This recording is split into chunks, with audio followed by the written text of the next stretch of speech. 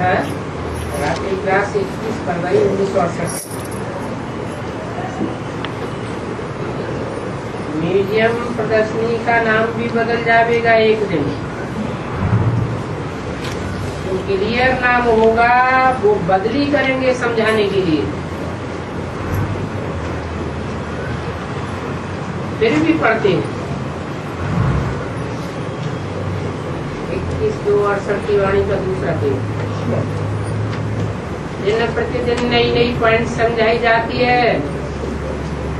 सतो प्रधान से तमो प्रधान कैसे बने हैं वो भी समझाना पड़ेगा। 84 जन्म लेते लेते तमो प्रधान बने हैं, फिर सभी सतो प्रधान बनने के लिए याद की यात्रा है। सभी के लिए एक ही याद की यात्रा है सतो प्रधान बनने के लिए, और ये रियल यात्रा है। वो भक्ति मार्ग की यात्रा होती है और ये है ज्ञान मार्ग की यात्रा। भक्ति मार्ग की यात्राओं में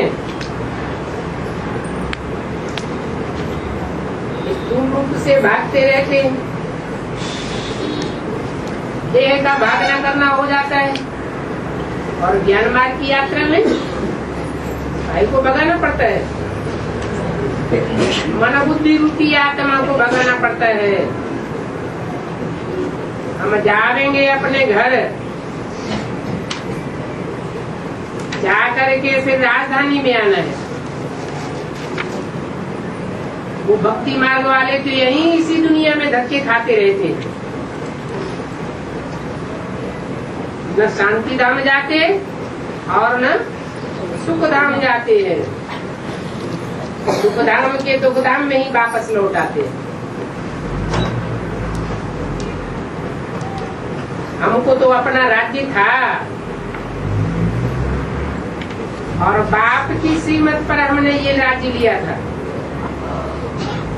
फिर माया ने हराया। हर एक की बुद्धि में याद रहेगा तो इन बातों का नशा रहेगा। हम युद्ध के मैदान में, अभी हमको तमो प्रधान से सतो प्रधान बनना है। ये तो जैसे सहज बात हो गई है, राज्य लेना और राज्य गंवाना। हिंसक युद्ध करते करते राज्य गंवाते आए, और अभी अहिंसक युद्ध करते करते राज्य ले लेंगे। बाहुबल का युद्ध किया तो राज्य गंवाया, और अभी योग बल से हम राज्य को प्राप्त कर लेंगे। बाहुबल वाले फिर भी राज्य को गंवा देंगे, और योग बल वाले राज्य पा जाएंगे। दुनिया को पता नहीं है कि हम कैसे हराते हैं। पता है? दुनिया को नहीं पता है कि बाहुबल से हम हराते हैं और योग बल से हम जीतते हैं। बाप ने समझाया है माया भी कितनी शक्तिवान है। इस समय तुम बाप को याद करने से शक्ति पाते हो माया पर जीत पाने की, और तुम्हारी आयु भी बड़ी होती है। इस समय संगम युग में तुम जितना जितना बाप की याद में रहेंगे तुम्हारी आयु लंबी होती जाएगी। जो सबसे जास्ती याद करेंगे उनकी सबसे लंबी आयु होगी। कम याद करेंगे उस पहले जन्म में जो एक्स्ट्रा ऑर्डिनरी जन्म है, जो सतयुग तक चलेगा, उनकी कम आयु हो जाएगी। जितनी कम आयु हो जाएगी उतनी आत्मा कम पावरफुल बनेगी। समझा जाता है कि इन्होंने याद कम किया।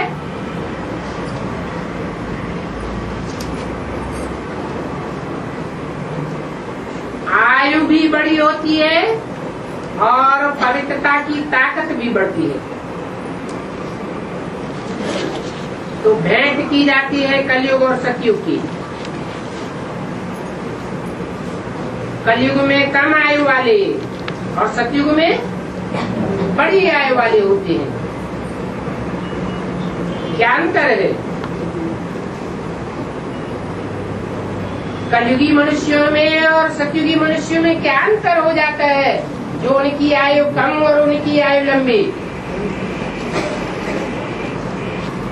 सतयुगी मनुष्यों की आत्मिक स्टेज अच्छी होती है और कलयुगी मनुष्यों की आत्मिक स्टेज कच्ची रहती है, होती ही नहीं। देवभान ही देवभान होता है, इसलिए आयु कम हो जाती है। तो भेंट संगम पर की जाती है। बाप संगम युग पर ही आते हैं। जो संगम युग पर नहीं होते वो भेंट को भी नहीं जानते, वो कंपैरिजन को जानते ही नहीं।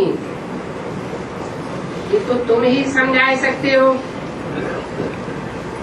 सतयुग और कलयुग की कंपैरिजन तुम्हारी बुद्धि में है। करोड़ों मनुष्य हैं, उनमें से माला कितनी छोटी बनती है।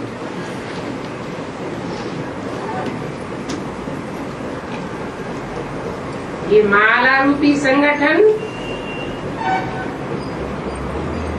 कौन बनाता है? माला को संगठित करने वाला कौन है? कहते हैं कि प्योरिटी से यूनिटी बनती है। इब्राहिम बुद्ध क्राइस्ट गुरु नानक का परम धाम से आए थे तो उनमें भी तो प्योरिटी थी, नहीं थी? प्योरिटी थी, लेकिन उनकी प्योरिटी में और परमपिता परमात्मा शिव की प्योरिटी में जमीन आसमान का अंतर है। उनकी प्योरिटी एक जन्म में ही संग के रंग से नीचे ढसर जाती है और परमपिता परमात्मा कल्प कल्प संगम युग पर एक ही बार आते हैं और वो सदा शिव कहे जाते हैं। उनकी प्योरिटी एवर प्योरिटी रहती है, कभी नीचे गिरती ही नहीं।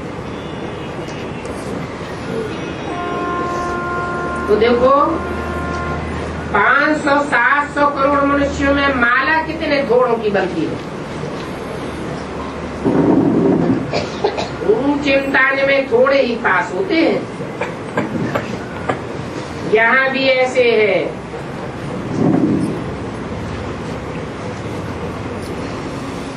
ICS और PCS सब पास कर लेते हैं या पास करने वालों की संख्या बहुत थोड़ी होती है, बहुत थोड़ी होती है। अगर सब पास कर ले तो सब बड़े बड़े ऑफिसर्स बन जाते।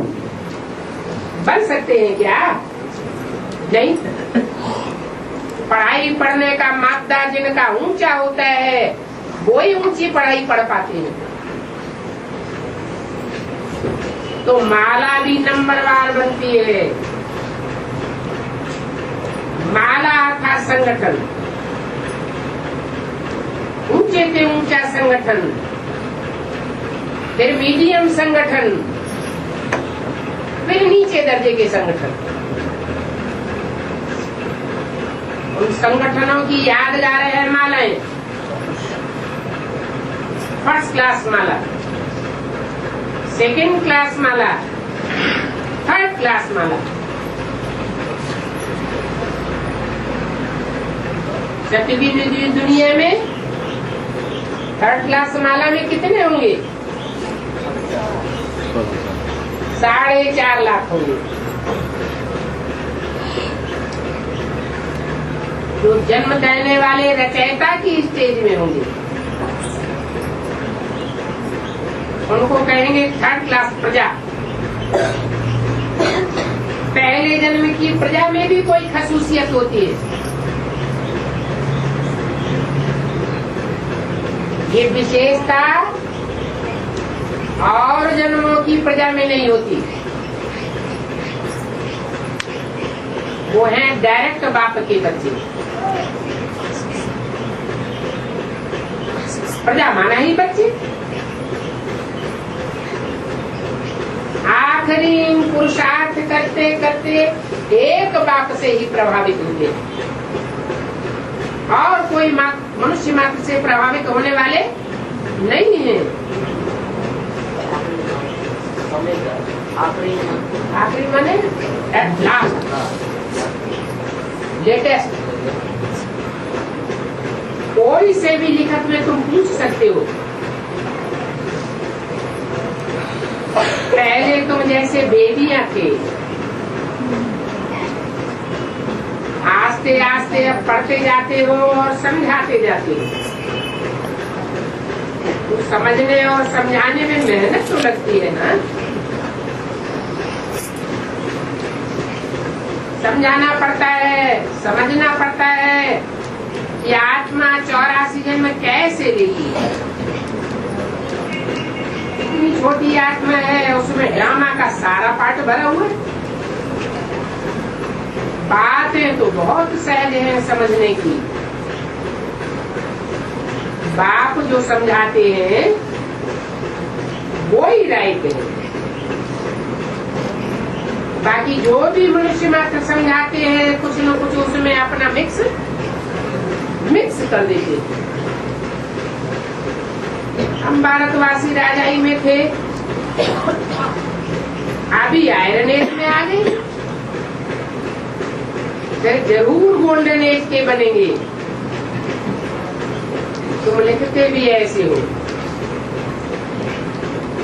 तुम देवताओं के पुजारी हो तो जरूर देवता धर्म के।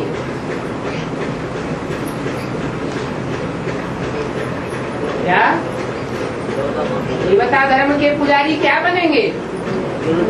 देवता धर्म के बनेंगे। भूत प्रेतों के पुजारी क्या बनेंगे? भूत प्रेत बनेंगे। और गॉड इज वन, गॉड को भगवान कहा जाता है। और जो एक बाप भगवान के पुजारी हैं वो क्या बनेंगे? भगवान भगवती बनेंगे। एक बाप दूसरा न कोई।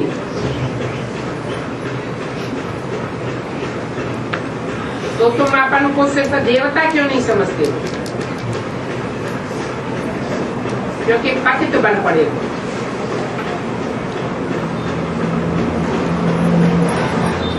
ठार तो वही है, सिर्फ तमो प्रधान बन गया है।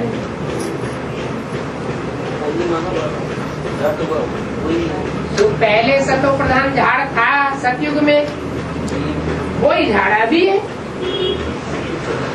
पहले सतो प्रधान था, कम जनसंख्या थी, और अभी तमो प्रधान बना है तो पत्ते बहुत हो गए, तालियां बहुत हो गई हैं। तो ये खेल है ही पवित्र और अपवित्रता का। पतित जब बनते हैं तो पतित पावन बाप को बुलाते हैं, ये बाबा आकर के हम पतितों को पावन बनाओ। ऐसे नहीं कहते कि हे बाबा आओ और आकर के हमको ज्ञान सुना के चले जाओ। ज्ञान सुनाने के लिए बुलाते हैं या पतित से पावन बनने के लिए बुलाते हैं? पतित से पावन बनाने के लिए बुलाते हैं। ऐसे नहीं ब्रह्मा के तन में आए और ब्रह्मा ने शरीर छोड़ा तो ज्ञान सुना के चले गए और काम पूरा हो गया। ज्ञान साधन है इस बात का। ज्ञान जल है, जल से क्या किया जाता है? कपड़ा साफ किया जाता है। ये भी शरीर रूपी वस्त्र है। आत्मा को भी ज्ञान जल से साफ किया जाता है। आत्मा जब शुद्ध बन जाती है तो 5 तत्वों का शरीर भी शुद्ध चाहिए। शिव बाबा का नाम भी है। क्या नाम है? शिव बाबा का नाम भी है। क्या नाम है? शिव बाबा बोला क्या? सिर्फ शिव बाप नहीं बोला, ऐसे नहीं बोला। शिव बाप का नाम भी है। शिव बाप का नाम तो शिव ही है, वो कभी बदलता नहीं। जब शरीर बदलते हैं तो नाम भी बदल जाता है। तो शिव बाबा का नाम क्या है? शिव तो बिंदु का नाम है, मेरी बिंदी का ही नाम है। फिर बिंदी जब शरीर बदलती है, शिव बाबा कही जाती है, तो उनका नाम क्या है? अरे नहीं मालूम है? शिव बाबा का नाम ही नहीं मालूम। ब्रह्म, लो सुनो, शिव बाबा का नाम है ब्रह्म। अरे शिव बाबा का नाम बड़ी अम्मा है। बड़ी अम्मा के रूप में जन्म दे के पालना दे के चली जाती है, काम खत्म है। ब्रह्मा तो बहुतों के नाम है। शिव बाबा का कोई खास नाम है कि नहीं? जो नाम सिर्फ एक देवता के साथ जोड़ा जाता है और किसी के साथ नहीं जोड़ा जाता। ब्रह्मा के साथ नहीं जोड़ा जाता, विष्णु के साथ नहीं जोड़ा जाता। 33 करोड़ देवताओं में से कोई के भी साथ शिव का नाम नहीं जोड़ा जाता। कोई कंपनी बनाते हैं, एंड सन्स कंपनी बनाते हैं ना, तो बच्चे के साथ बाप का नाम जोड़ा जाता है ना। ये भी पतितों को पावन बनाने की कंपनी है एंड सन्स। इसके साथ नाम जोड़ा जाता है जो एक नाम पक्का पड़ जाता है। शिव शंकर भोलेनाथ। क्या? शिव नाम पहले और शंकर नाम बाद में। शंकर शिव क्यों नहीं कहा जाता? क्योंकि जो पहला है, जो बड़ा है, बाप तो बड़ा ही होता है। बाप का नाम पहले और बच्चे का नाम बाद में। परंतु बच्चों के बीच में बड़ा बच्चा है, बड़े बच्चे को बाप समान कहा जाता है। तो बोला शिव बाबा का नाम भी है, भी कब लगाया जाता है? हाँ, शिव नाम तो है ही, परंतु वो शरीर का नाम नहीं है। वो कभी बदलता नहीं, वो तो बिंदु का नाम है। नाम कब पढ़ते हैं? शरीर के ऊपर पढ़ते हैं, काम के ऊपर पढ़ते हैं, और काम शरीर के द्वारा होता है कि बिंदी फुदक के काम कर लेती है? शरीर के द्वारा ही काम होता है। तो वो शरीर का नाम क्या है? इसमें शिव ज्योति बिंदु प्रवेश करके पतितों को पावन बनाता है। ब्रह्मा तो नहीं है। ब्रह्मा के द्वारा पतितों को तो पावन ज्ञान सुना के तो नहीं बनाया। तो मेरा नाम भी है। कौन सा नाम है? पतित पावन गाते हैं सीताराम।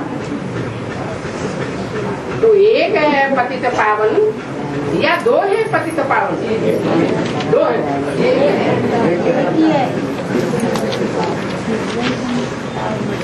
राम निराकार को ही कहा जाता है या साकार को भी कहा जाता है? सबका सदगति दाता राम कहते हैं। सबका सदगति दाता सदगुरु एक है। वो निराकार शिव राम जब ऊपर से आता है तो किसी में प्रवेश करता है? साकार राम में आता है या निराकार में? साकार में।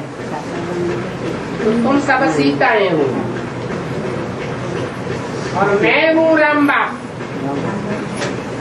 मेरा बाप कोई नहीं। क्या ये कौन कहता है? ये शिव का काम है, बाबा भी नहीं। शिव का बाप कोई नहीं, कोई पतित पावन, परंतु उसके लिए चाहिए शरीर। संग का रंग लगाने के लिए क्या चाहिए? शरीर चाहिए। शरीरों के ही संग के रंग में आते आते सब मनुष्य मात्र पतित बन पड़े। अनेकों के संग के रंग में आए तो पतित बने, और एक ऊंचते ऊंच बाप के संग के रंग में आने से सब पतित पावन बन जाते। बोला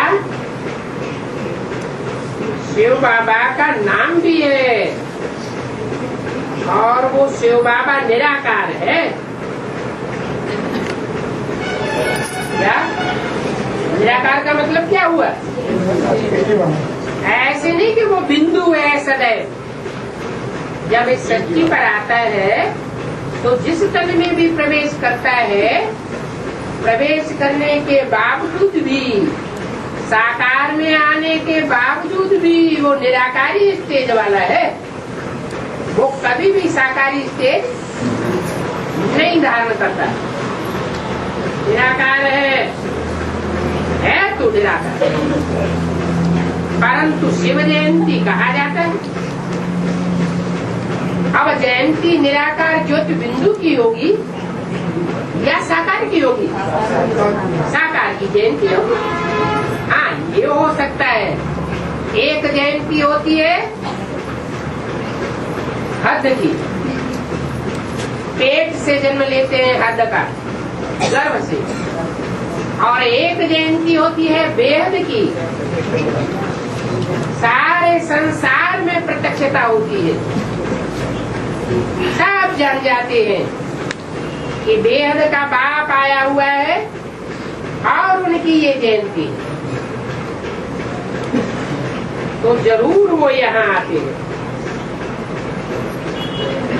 बाप कहते हैं मैं तो इनमें प्रवेश कर तुमको रास्ता बताता हूँ।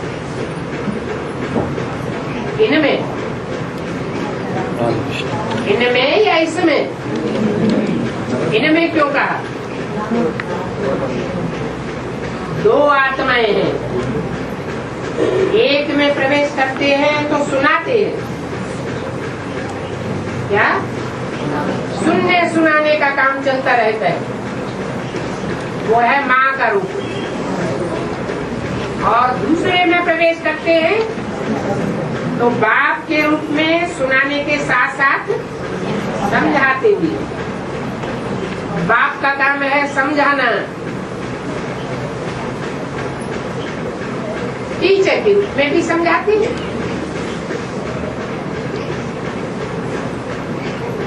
तो मैं इनमें प्रवेश करके रास्ता बताता हूँ।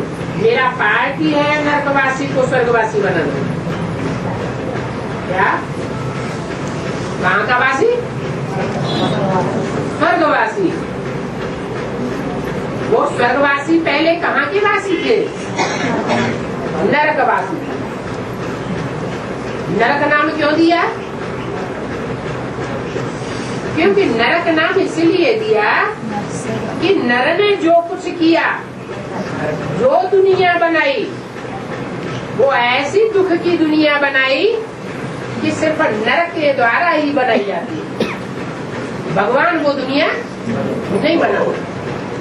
भगवान नई दुनिया बनाता है और नर अर्थात मनुष्य पुरानी दुनिया बना देते हैं।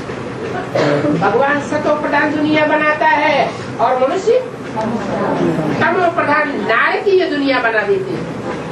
दुखदायी दुनिया बना देते हैं, इसलिए उसको कहा जाता है नरक।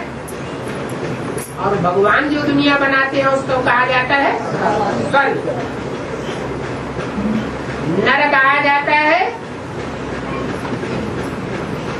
इसको,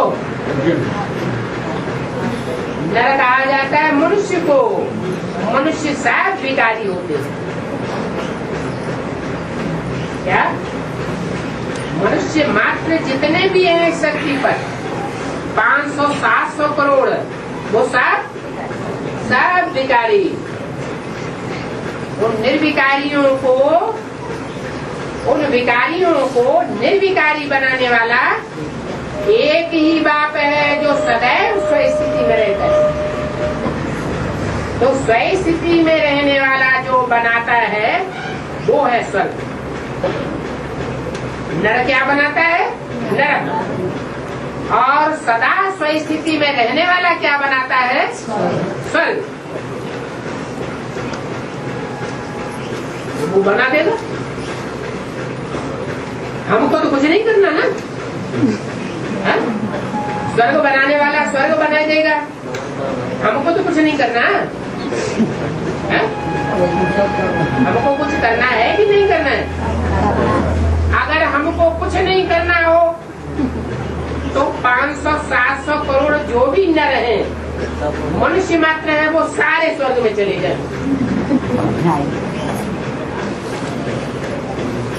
सब स्वर्गवासी बन जाएंगे? नहीं, वो स्वर्गवासी तब ही बनेंगे और वो ही बनेंगे जो स्वस्थिति में रहने की प्रैक्टिस करें। अब जो जितनी प्रैक्टिस करे उसमें भी नंबरवार है। तो मेरा पार्टी है नरकवासियों को स्वर्गवासी बनाना। अब कोई बने या न बने, पराए देश पतित तन में आता हूँ। क्या नहीं तो कोई को क्या पड़ी है पराए देश में जाकर के काम करे? कोई भी अपना कल्याण करने के लिए पराए देश में जाता है क्या? नहीं। परंतु मैं पराए देश में आता हूँ और पतित तन में आता हूँ। नहीं तो पतित तन में जो भी धर्म पिताएं आए वो पतित में आकर के क्या बन गए? आप पावन बन गए और ये पतित बन गए, खुद भी पतित बने और अपने पीछे पीछे आने वाले सब फॉलोअर्स को पतित बनाएंगे। ये पतित से पावन बनने की पढ़ाई है। पढ़ाई से पद मिलता है। जो ऊंच पढ़ाई पढ़ते हैं उनको ऊंच पद मिलता है, कम पढ़ाई पढ़ते हैं तो पद भी कम मिलता है। बाप ही आकर के रास्ता बताते हैं। बाप कहते हैं मैं तुमको राजयोग सिखलाने आया हूँ।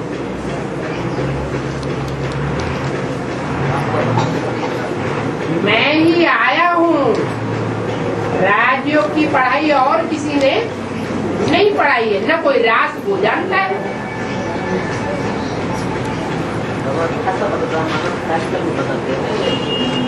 तो मेरी श्रीमत पर ही चलो।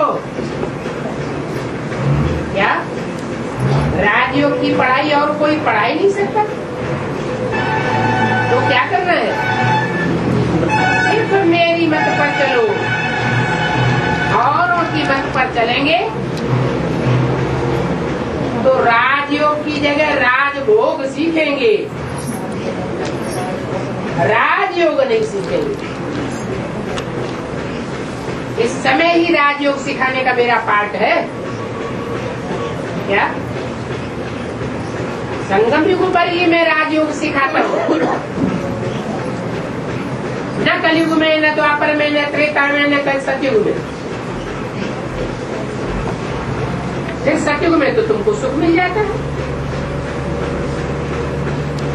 तो इस राजयोग सीखने में बड़ी गुप्त मेहनत है, राज भी गुप्त है और मेहनत भी गुप्त है।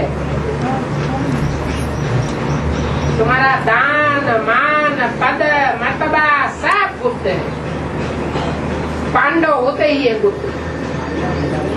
इतना गुप्त रह करके पुरुषार्थ करेंगे उतना अच्छा होगा। मान लो दान किया और सबको दिखा दिखा के किया तो उसकी ताकत कम हो जाएगी, खत्म भी हो सकती है। क्यों? क्योंकि दिखावा कर दिया। भारत की परंपरा में ज्ञान और योग का दिखावा करना अच्छा नहीं माना जाता रहा। भक्ति मार्ग में भी कहा हुआ है, योग जुगुति जप मंत्र प्रभाव फल है तब है जब करिए दुराऊ। जितना जितना उसको गुप्त रखेंगे उतना ही ज्यादा फलदायी होगा, फल प्राप्त करावेगा, नहीं तो निष्फल हो जाएगा। अभी तुमको स्मृति आई है कि हम विश्व के मालिक बनते हैं, तो वो विश्व के मालिक बनने की खुशी भी रहनी चाहिए। विश्व के मालिक बनते हैं तो कहा जाता है माया जी के जगत जी, माया के हारे हार हो जाती है। योग बल का आती है या याद में ही बैठो तो दशरथ चक्रधारी भी बनते हो, स्वधर्म में टिकते रहो। चक्कर को भी याद करना है क्या?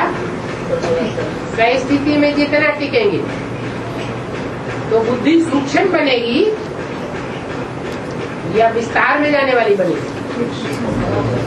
जितना बिंदु रूप आत्मा को याद करेंगे सूक्ष्म स्टेज में टिकते जाएंगे, बुद्धि सूक्ष्म हो जाएगी।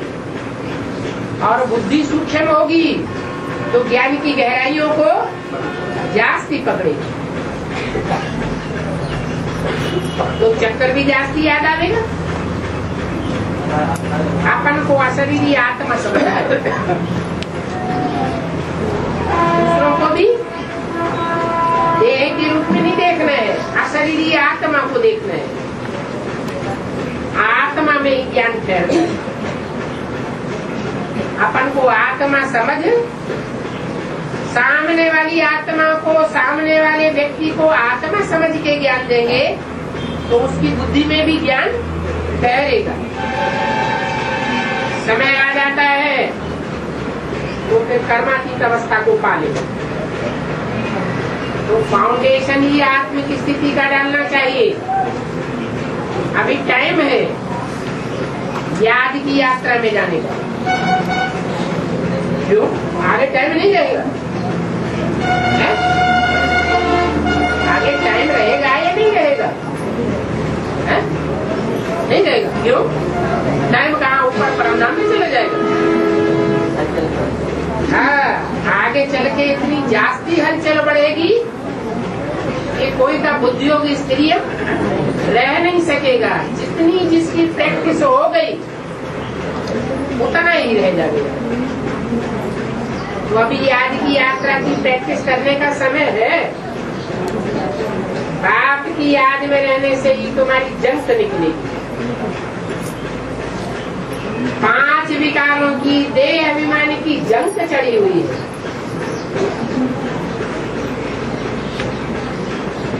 जंग तब उतरेगी जब अपन को आत्मा समझे और सामने वाले को भी आत्मा समझेंगे। आत्मा आत्मा भाई भाई, भाई बहन की भी दृष्टि उड़ जानी चाहिए। ये बहन है, इसका क्या मतलब हुआ? देवान है या नहीं है? बहन दिखाई पड़ती है तो देवान है, अगर भाई भाई दिखाई पड़ता है तो कहेंगे आत्मा आत्मा, भाई भाई एक बाप के बच्चे। इसमें क्रिमिनल असॉल्ट नहीं होगा, इसमें आत्मा आत्मा भाई भाई समझ ले। फिर से भी इनको आत्मा समझाना है,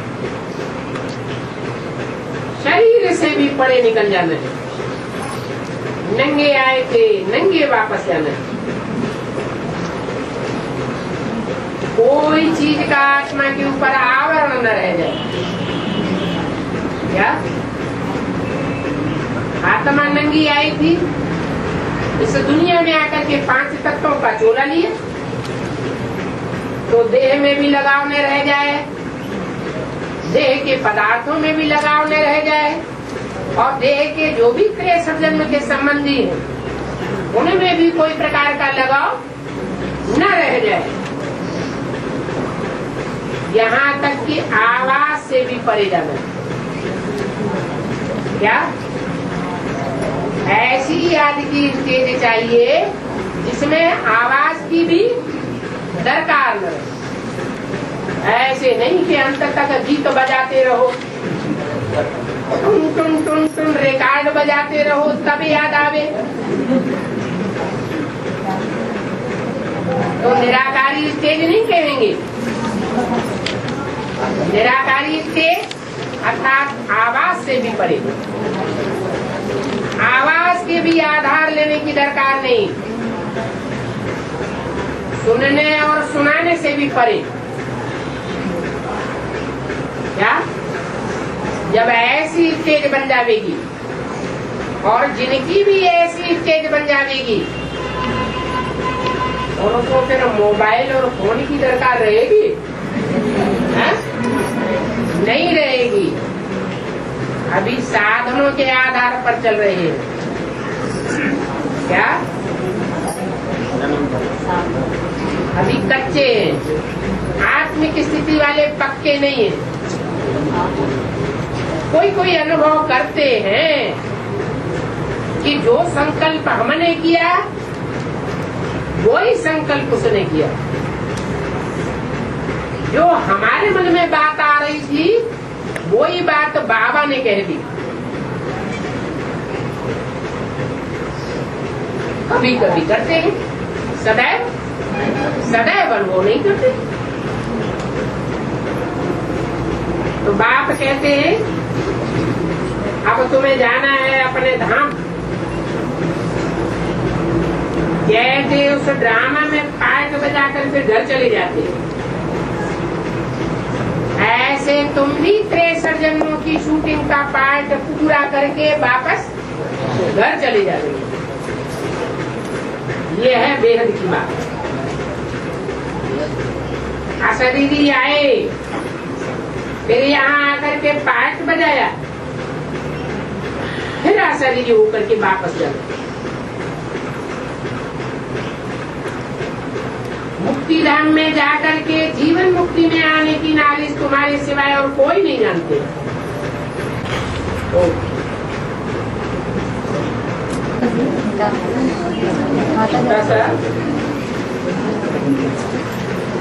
बाईस फरवरी 1968।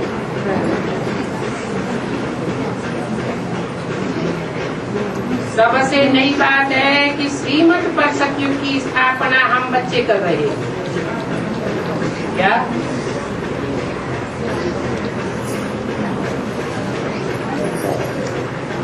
जैसे गांधी जी के लिए कहते थे कि हम गांधी की मत पर चल करके राम राज्य स्थापन करेंगे, परंतु गांधी जी श्रेष्ठ थे क्या? गांधी जी से श्रेष्ठ दुनिया में और कोई नहीं होता क्या? होता है कि नहीं होता है? होता है। गांधी जी भी किसको याद करते थे? अरे अपने से श्रेष्ठ को याद करते थे कि गांधी जी ही श्रेष्ठ थे। गांधी जी किसको याद करते थे? राम को याद करते थे। रघुपति राघव राजा राम पतित पावन सीता। तो राम राज्य राम ही लावेंगे या गांधी जी की मत पर राम राज्य स्थापन होगा? राम ही राम राज्य ला सकते हैं। राम ही राम मंदिर बनावेंगे। राम का घर कोई और नहीं बना सकता। राम का घर राम राज्य में होगा या रावण राज्य में होगा? राम राज्य में होगा। तो पक्का कर लेना चाहिए बुद्धि में कि हम राम राज्य स्थापन नहीं कर रहे हैं। क्या हम कोई ब्रह्मा की मत पर राम राज्य स्थापन नहीं कर रहे हैं। ब्रह्मा अगर ऊंच से ऊंच होता तो मंदिरों में उसकी पूजा होती, मूर्तियां बनती, मंदिर बनाए जाते, लेकिन ऐसा नहीं है। इससे साबित होता है कि दुनिया में जिसकी सबसे जास्ती मूर्तियां मिल रही है, जिसके सबसे जास्ती मंदिर मिल रहे हैं और जिसकी सबसे जास्ती पूजा होती है, वो ही भगवान का स्वरूप है। वो कौन है? शिवलिंग। दुनिया में सबसे जास्ती लिंगाकार मूर्तियां पाई गई है। लिंगाकार का मतलब ये नहीं है कि वो हाथ पांव वाला नहीं था। क्या हाथ पांव वाला तो था। हाथ पांव होते हुए भी ऐसी तेज धारण कर रखी थी बाप की याद में कि वो बाप समान बन गया, निराकारी तेज वाला बन गया। इसकी यादगार शिवलिंग दिखाई जाती है। बाकी शिवलिंग परम पिता परमात्मा बाप को इतना बड़ा नहीं होता, इतना बड़ा होता है। वो भी ज्योति बिंदु है। बिंदु बिंदु आत्माओं का बाप ज्योति बिंदु, परंतु वो जिसमें प्रवेश करता है और प्रवेश करके श्रेष्ठ से श्रेष्ठ कार्य करता है। जो श्रेष्ठ से श्रेष्ठ कार्य है उस स्वरूप के सिवाय दुनिया में और कोई नहीं कर सकता। कौन सा श्रेष्ठ कार्य है जो दुनिया में और कोई धर्म पिता नहीं कर सकते? वो ऊंचे से ऊंचे बाप ही करके जाता है। क्या नरक को स्वर्ग बनाने का कार्य, पतित को पावन बनाने का कार्य, सारी पतित दुनिया को पावन बना करके जाता है। और अकेला वो कार्य नहीं करता है। अकेला करता है क्या? नहीं, अकेला चना कभी भाड़ नहीं फोड़ सकता। क्या ये दुनिया भाड़ है? क्या बहुत बड़ा हेल है। हेल, हेल माने भाड़। ये दुनिया को खत्म करना अकेले का काम नहीं है। उसके लिए बाप के बच्चे चाहिए। बाप है आत्मा, तो बच्चे भी क्या चाहिए? देवहन वाले चाहिए या आत्मा चाहिए? आत्मा रूपी बच्चे चाहिए। आत्मा में और परम पिता में अंतर क्या है?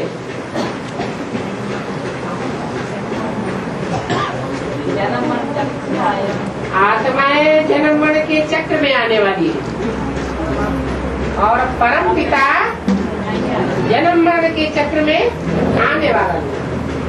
आत्माएं सब भोगता है, कोई कम भोगी और कोई जास्ती भोगी। कोई आत्मा, कोई धर्म गुरु, कोई धर्म पिता ये नहीं कह सकता कि हम भोगता है। कोई कहेगा? कह ही नहीं सकता। सब आत्माएं भोगी और एक ही है जो अभोक्ता है। आत्मा एक ही अभोक्ता है और वो अभोक्ता ऐसा संसार की बड़े से बड़े भोगी आत्मा में प्रवेश करती है? क्या बात हुई? बड़े से बड़े पतित में प्रवेश करती है या थोड़े पतित में प्रवेश करती है? दुनिया के बड़े से बड़े पतित मनुष्य में प्रवेश करती है। जो जितना जास्ती कलयुग के अंत में पतित बनता है वो इस सतयुग के आदि में सबसे जास्ती पावन बनता है। तो वो सुप्रीम सोल जब इस सृष्टि पर आता है तो पतितों से घृणा करके आता है क्या? है? पतितों से घृणा करके आता है क्या? नहीं, पतितों से घृणा नहीं करता, पतितों को गले लगाता है। घृणा किससे करता है? कामी से घृणा नहीं करता, क्रोधी से घृणा नहीं करता, लोभी मोही से घृणा नहीं करता, अहंकारियों से घृणा करता। और घृणा भी कैसी? नहीं, अंदर का प्यार और बाहर का प्यार वो कोई समझ नहीं सकता। क्या? बाप के पास अंदर का प्यार रहता है, बाहर का प्यार नहीं रहता। प्यार के चित्र में देखो, लेफ्ट साइड की जो सबसे बाद वाली जड़ है, नास्तिक धर्म की जड़, वो सबसे नजदीक है या सबसे दूर है? सबसे नजदीक है। तो दिखाने के लिए सबसे नजदीक और अंदर से सबसे जाती दूर। बाप जिस उद्देश्य को लेकर इस दुनिया में आता है, राजयोग सिखा करके राजाई देने के लिए आता है, वो राजाई नास्तिक धर्म वालों को नसीब नहीं होती है। तो कामियों को प्रेफरेंस मिल जाता है। दुनिया में जितने भी विधर्मी हैं, उन विधर्मियों में सबसे जास्ती महाकामी धर्म कौन सा है? इस्लाम धर्म। और सबसे जास्ती राजाई किसने की है नरक की दुनिया में? इस्लाम धर्म ने की। तो वंडरफुल बात हो गई। इतने लंबे समय तक राजाई और कोई धर्म ने नहीं की।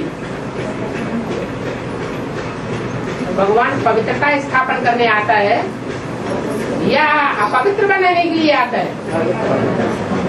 आता तो पवित्र बनाने के लिए, लेकिन अपवित्र से घृणा नहीं करता। कैसा भी है बच्चे? नहीं, कामी को पतित कहा जाता है, क्रोधी को पतित नहीं कहा जाता। माना क्रोधियों को पावन बनाने के लिए आता है या कामी जो पतित होते हैं, महाकामी महापतित, उनको पावन बनाने के लिए आता है? जो कामी होते हैं उनको, जो पतित कहे जाते हैं, उनको पावन बनाने के लिए। कोई कहे ये तो बड़ी अच्छी बात है, बाप पतितों को तो घृणा नहीं करता, तो खूब पतित बन गए। नहीं, भगवान बाप आकर के लक्ष्य देते हैं। क्या लक्ष्य देते हैं? नर से नारायण बनना। नर पतित को कहा जाता है और नारायण पावन को कहा जाता है। तो जो नारायण बनने का लक्ष्य लेने वाला है, उसके अंदर लक्ष्य होगा तो लक्षण कैसे आवेंगे? पावन बनने के लक्षण होंगे या पतित बनने के लक्षण होंगे? पावन बनने के लक्षण होंगे। अगर लक्ष्य नहीं लिया है तो लक्षण नहीं आ सकते। ज्ञान में आने के बाद, बाप को पहचानने के बाद जो जितना जल्दी लक्ष्य को धारण कर लेता है कि हमको नर से नारायण जैसा बनना है, वो उतना ही जल्दी लक्ष्य को प्राप्त करने से ऊंच बन जाता है। लक्ष्य की महिमा है। लक्ष्यहीन है तो लक्षणहीन बनेगा, लक्ष्य धारण करता है तो लक्षण दिखाई देने लगेंगे। इसलिए बोला ड्रामा के प्लान अनुसार और कलप पहले मुआफिक बच्चे श्रीमत को धारण कर रहे हैं। किसकी श्रीमत? जो ऊंच से ऊंच पाठधारी है, उस ऊंच से ऊंच पाठधारी को पहचान करके ऊंच से ऊंच की मत को धारण कर रहे हैं। बच्चों की बुद्धि में है कि नई दुनिया कैसी होगी। सतयुग में तो एक ही आदि सनातन देवी देवता धर्म होगा, दूसरा कोई धर्म नहीं होगा। ब्राह्मण इस बात को अच्छी रीति जानते हैं क्या कि जो नई दुनिया होगी उसमें एक ही धारणा के ऊपर सारे चलेंगे। एक राजा की जो धारणा होगी उसको साफ फॉलो करेंगे। मान लो नर से नारायण बनने वाला हो या सतयुग में प्रिंस बनने वाला नारायण बनता हो, उसकी जो धारणा होगी, विशेष धारणा क्या होती है? देवताओं की। स्वर्ग में जो देवताएं होती है उनकी विशेष धारणा क्या होती है जो नरक में मनुष्यों की नहीं होती है? कैसी पवित्रता? हाँ, जो कृष्ण है उसकी दृष्टि राधा में ही डूबेगी और राधा की दृष्टि कृष्ण में ही डूबेगी। उसको कहते हैं मर्यादा पुरुषोत्तम। जो भी देवताएं होंगे सब मर्यादा पुरुषोत्तम होंगे। किसको फॉलो करेंगे? यथा राजा तथा प्रजा। किसको फॉलो करेंगे? जो उनका राजा नारायण होगा, नारायण राजा को ही सब फॉलो करेंगे। जो नारायण की धारणा है मर्यादा पुरुषोत्तम की, वो विशेष धारणा प्रजा में एक एक की होगी। कोई विपरीत धारणा में चलने वाला नहीं होगा। उस बात को ब्राह्मण लोग अच्छी जानते हैं, अच्छी तरह जानते हैं। बाप ने समझाया है नई दुनिया में नया राज्य होगा। क्या? राज्य भी नया और राजा भी नया होगा। ये सब पुरानी दुनिया का कोई भी राजा नहीं होगा। पुरानी दुनिया ही नहीं होगी। ये तो सबको खुशखबरी सुनानी चाहिए। हम फिर से ये राज्य स्थापन कर रहे हैं। बाबा ने कहा था प्रभात फेरी निकालो, सबको बधाइयां दो। शिव बाबा परम पिता फिर से ये राज्य स्थापन कर रहे हैं। नक्सल में समझाना चाहिए कि पवित्र देवी देवताओं का राज्य था। अभी वो पवित्र देवताएं नहीं है। बाकी से उनके चित्र मिलते हैं। कहाँ मिलते हैं?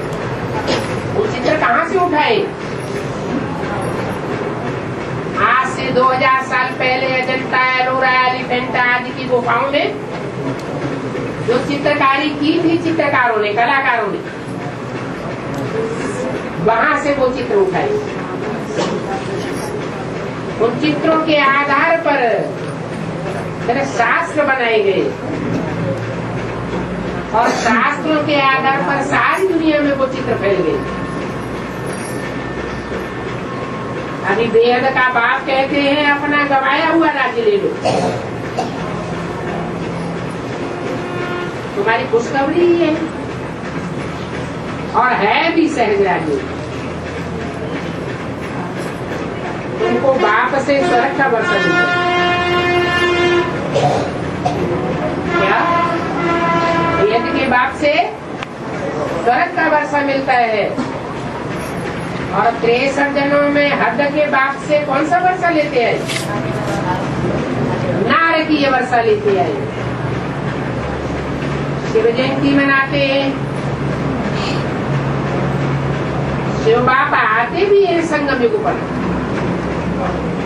क्या सिर्फ संगम युग पर नहीं आते, उसके ऊपर आते हैं,